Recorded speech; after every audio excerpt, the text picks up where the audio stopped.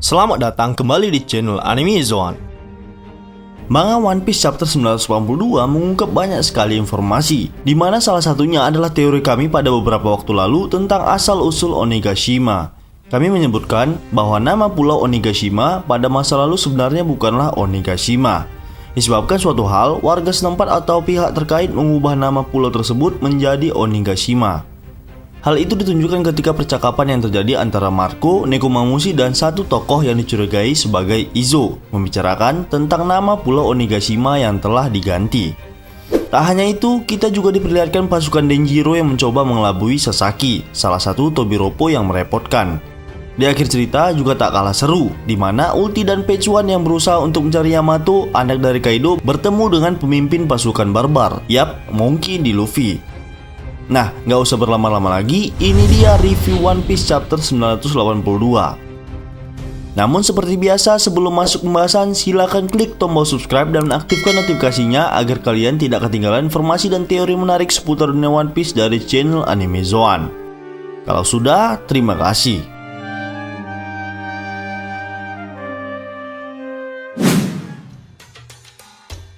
Manga One Piece chapter 982 dibuka dengan cover story keluarga Beji. Kisah mereka berlanjut setelah sebelumnya sempat terhenti dengan sampul Color Spirit. Nah, kali ini Beji dan keluarganya berusaha melarikan diri dari pasukan angkatan laut yang mengetahui keberadaan mereka. Goti dan Beji berusaha kabur sambil menggendong masing-masing pasangannya, yang sepertinya Goti dan Lola sudah resmi menjadi sepasang. Oke, kita masuk ke pembahasan utama. Chapter 982 ini berjudul Ruffians Meet Ruffian, yang juga bisa diartikan sebagai penjahat bertemu penjahat. Awal cerita dimulai dengan keberadaan Kaido dan antek-anteknya di dalam mansionnya. Mereka semua tampak menikmati perayaan besar-besaran dengan minum-minum dan mabuk-mabukan. Saat itu, Black Maria yang merupakan salah satu anggota Tobiropo yang seharusnya menjalankan tugas untuk mencari keberadaan Yamato memilih untuk menemani Kaido yang sepertinya tidak mempermasalahkan hal tersebut. Kaido pun menerima Black Maria dengan senang hati dan mengajak Orochi serta yang lainnya untuk bebas berpesta hari itu juga. Di tengah perbincangan mereka, Orochi yang tengah mabuk mengatakan kalau pada akhirnya para hantu klan Kozuki telah lenyap setelah 20 tahun lamanya, yang membuatnya sedikit lega dan terlihat menikmati perayaan tersebut. Ia membahas soal kehidupan Kanjuro sebagai seorang aktor yang akan berakhir, dan mendengar kabar kalau ia sedang menuju ke sana dengan seorang kapten yang menenggelamkan Red Scabbard lainnya ke dasar lautan. Kaido menanggapi hal tersebut dengan ketidaktahuannya soal Kanjuro adalah anak buah dari Orochi. Ia mengira akan membunuh Kanjuro secara tidak sengaja pada masa lalu. Selanjutnya, di sini Kaido sedikit menyinggung Oden yang mengetahui Locktail. Namun sepertinya Kaido memperkirakan Oden tidak memberitahukan tentang pulau terakhir tersebut kepada Red Scabbard lainnya, di mana ia mencurigai kalau ternyata Kanjuro benar-benar tidak mengetahui hal tersebut. Di tengah percakapan itu, seseorang muncul dengan mengajar anak buah Kaido dan mengatakan kalau ia ada urusan dengan Tuan Orochi. Ya, orang tersebut adalah sang pengkhianat Kanjuro. Melihat kedatangan Kanjuro, Orochi terlihat begitu bersemangat menyambutnya. Di sisi lain, Kaido memberitahu anak buahnya yang menghalangi Kanjuro kalau orang tersebut adalah anak buah Orochi. Lalu Kanjuro menyampaikan salam kepada Orochi setelah sekian lama tidak berjumpa, dan ia mengatakan kalau ia sedikit tersesat karena luasnya daerah kediaman Kaido. Ia juga sempat menebas beberapa pasukan Kaido yang mengira kalau ia adalah musuh. Namun ia sudah meminta maaf atas kejadian tersebut. Selanjutnya, Orochi menyambung pembicaraan Kanjuro dengan mempertanyakan bocah yang dipegang oleh Kanjuro.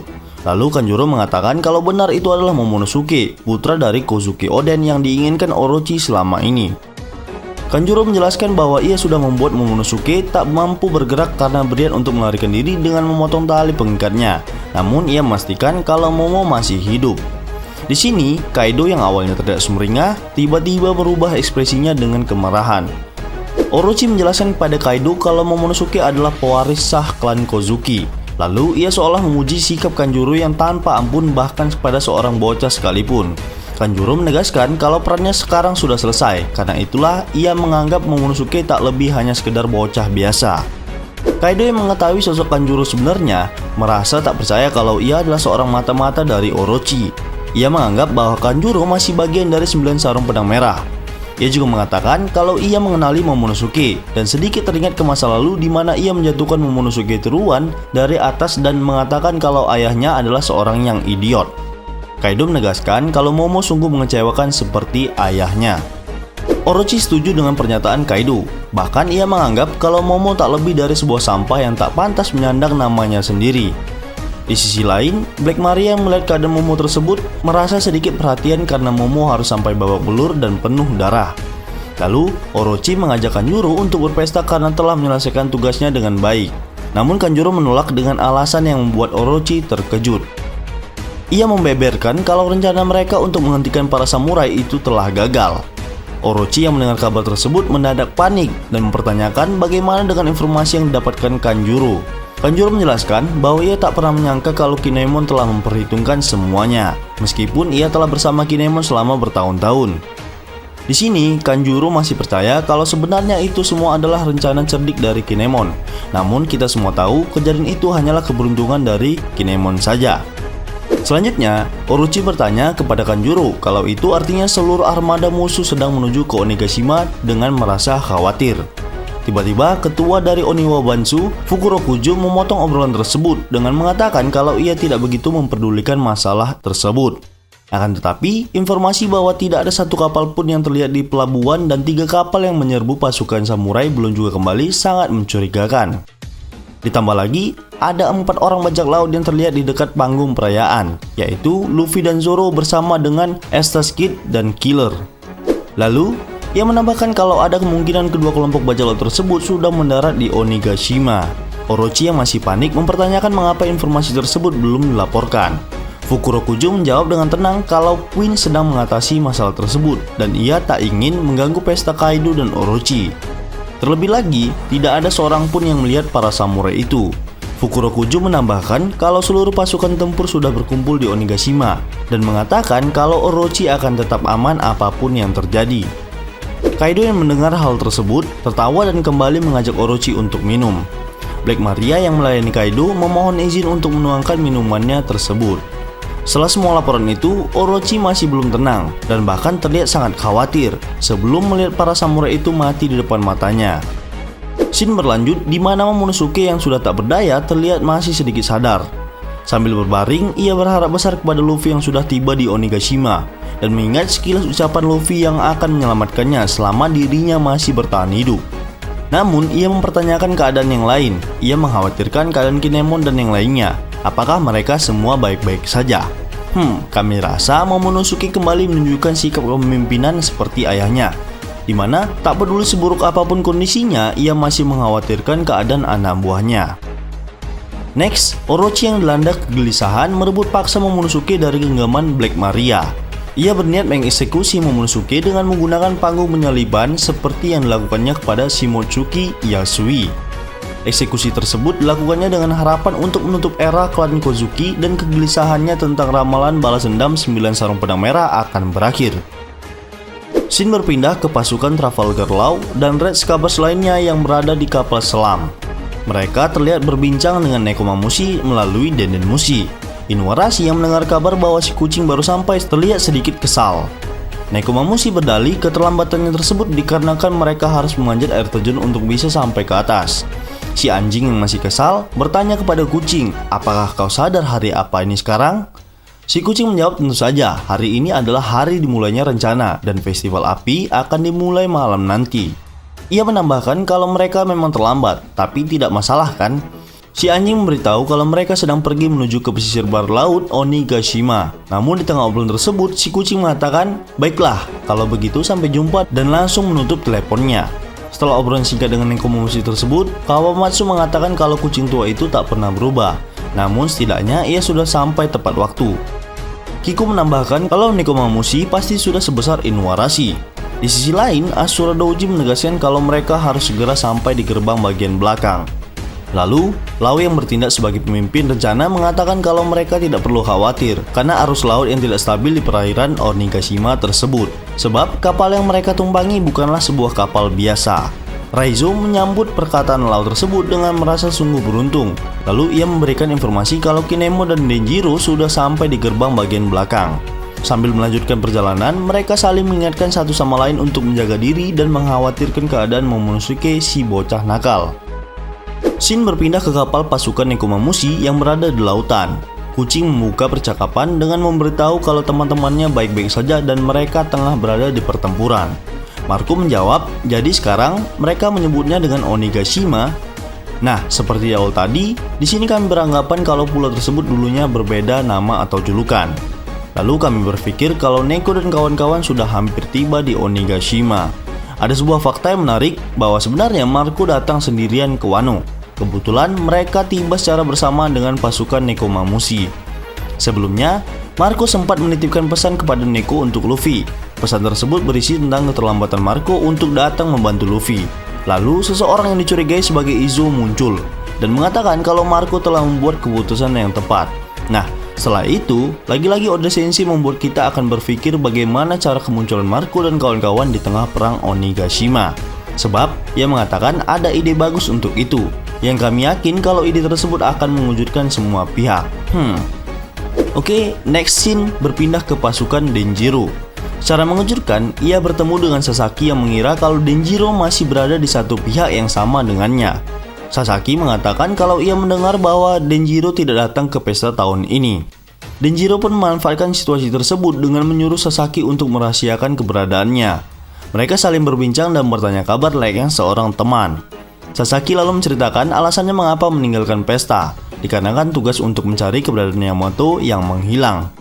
Di tengah obrolan mereka, Kyushiro atau Denjiro menyadari kalau ada perubahan yang tidak tercantum di dalam peta, yaitu sebuah gerbang yang menghalangi jalanan. Akan tetapi, hal tersebut hanyalah sebuah masalah kecil bagi seorang bos Yakuza, yaitu Yoshiro.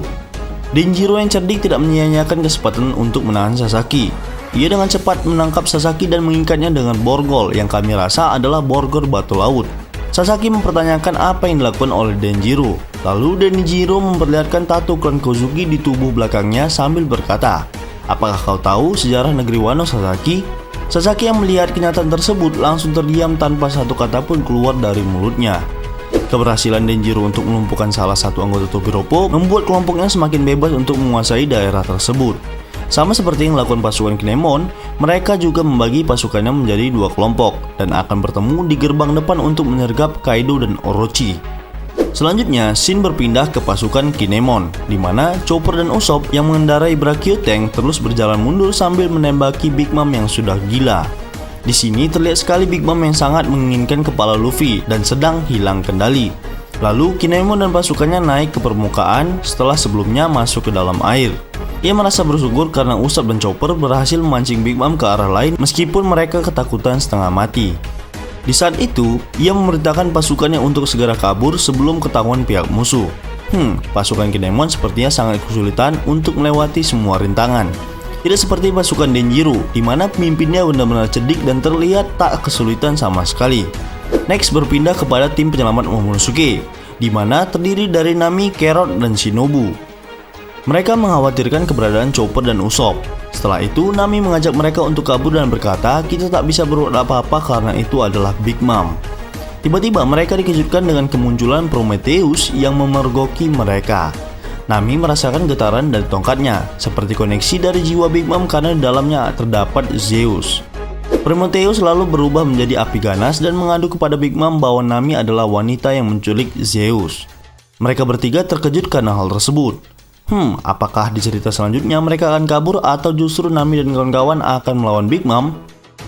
Scene berpindah ke Istana Kaido, di mana menampilkan Ulti dan Page One yang berusaha untuk mencari keberadaan Yamato. Ulti terlihat menyemangati Page One, dan ia sepertinya kelelahan karena terus berkeliling.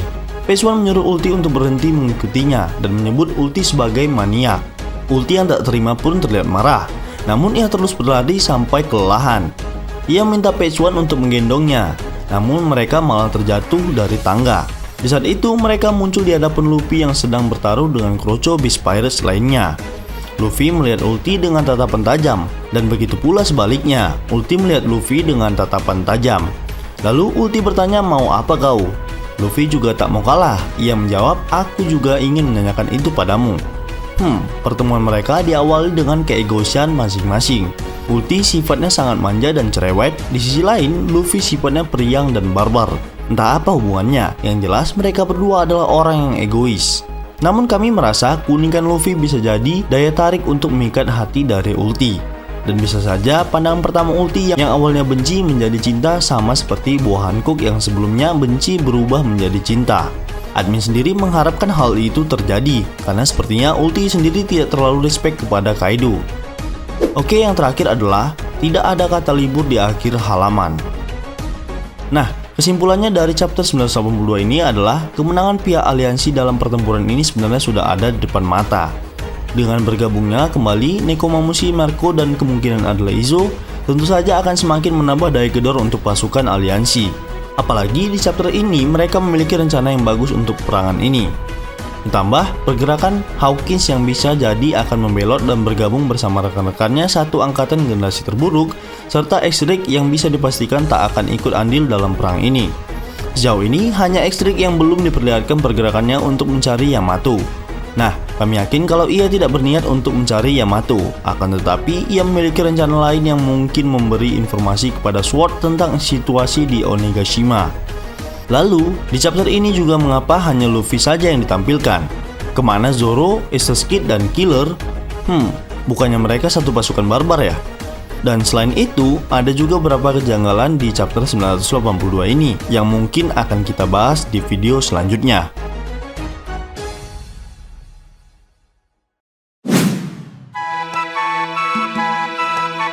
Baiklah, itulah tadi pembahasan tentang One Piece chapter 982, dimana menurut kami ending dari chapter ini tidak mengejutkan seperti chapter sebelumnya.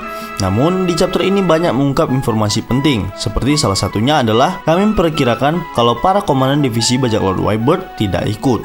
Jadi Nekomamushi hanya mengajak Izo setelah ia menerima pesan dari Marco.